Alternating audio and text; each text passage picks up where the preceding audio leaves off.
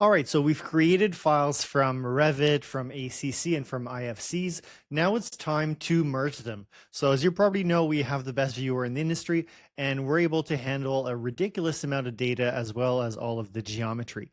So to merge these files together, we're going to go and look into VIM Enterprise. In VIM Enterprise, this is going to require that you have files that are already set up in your projects. Now, when we're merging, these don't need to have a database connection string. So if we look here, for example, these files, they point to an ACC project, they have a VIM file, but there's no database information. The reason for that is that VIM Enterprise merges VIM files. It doesn't need to merge SQL databases, it merges the VIM files. So if you're going to merge 20 VIM files and you don't need to look at them individually, there's no need to set them up as databases. Just make sure that they get exported as a VIM file because that's what we're actually merging. All right, so first thing we're going to do is set up a new project. It's going to be a VIM Merge type project, and we're going to call this Merge Test. Okay. Now in here, we can click on the plus sign for VIM Enterprise projects and add any of the projects that we have on the left. So this is going to be pretty simple, and I'm just going to click OK. Now notice we can also point to VIM files. So if you have VIM files that you've created, you can also add them into the mix here. And the next thing is going to be the most important choice. So you can merge to origin or you can merge to as a grid. And what that means is when you're merging origin to origin, it's a project, let's say like a campus, where everything is sharing the same origin. The thing to keep in mind is you can click the gear icon here on each of your models and do a manual offset, but usually we assume that everything is just looking at the same origin.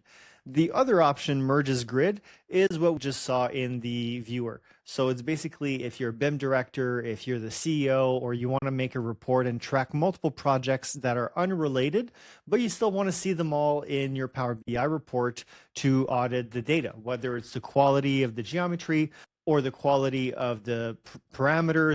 So in this case, it's not a single project, it's 4 different projects. So we're going to say merge as grid. We're going to place this, let's just put it here in the default VIM location.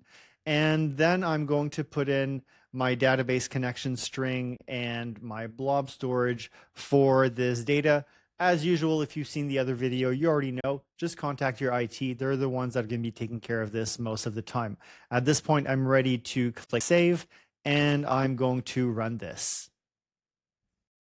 Now you'll notice that the file has been merged pretty much immediately. We're already on step 3 here when we read the status. That means the VIM file's been merged, the file exists, and now it's just being sent to the database. And once this is done, you'll be able to click on the actual VIM file to see what it looks like if you want to have a really quick view of what's happening before you open it in Power BI. But for the moment, let's keep waiting until this is uploaded to the SQL database. Actually, while it's processing, what we'll do is we'll take our Revit template and place it in a new folder and just give it a name of Merge Test. And we can open this up in Power BI so that when it's done processing in VIM Enterprise, which actually it just is. So now when we open this in Power BI, we'll be ready to enter the data. So it's done. We're going to scroll all the way to the bottom and let's make a bit of space here. Okay, so as usual, our template is empty. We're going to go into transform data source setting. And we're going to start copying the database server information in here. We're going to change the source and change our server and then change the database name, click OK. Now I'm going to clear the permission just to show you again what it looks like when they ask me the permission, and I'm going to click here, apply changes. Now it's asking me for my credential. I'm going to click database and put in the username and password.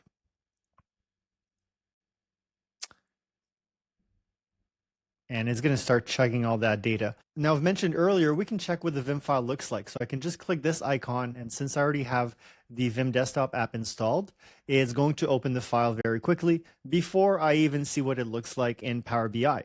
So we see here the biggest file has kind of determined the space in between. Here we have the very little small project. And then obviously we have a bigger project in here hidden in the middle of the city. Okay, so let's close this.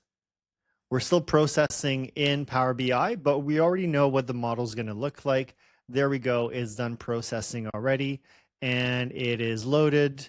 So there you go. That's how you merge files into Power BI and how you deal with it in the interface of VIM Enterprise.